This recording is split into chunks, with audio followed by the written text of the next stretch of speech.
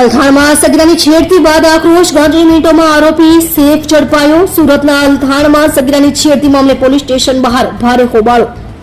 બેકાબુ ટોળાને વિખેરવા પોલીસે બળપ્રયોગ કરવો પડ્યો. 16 વર્ષીય સગીરાની છેડતી કરનાર સેફ પોલીસના સકંજામાં.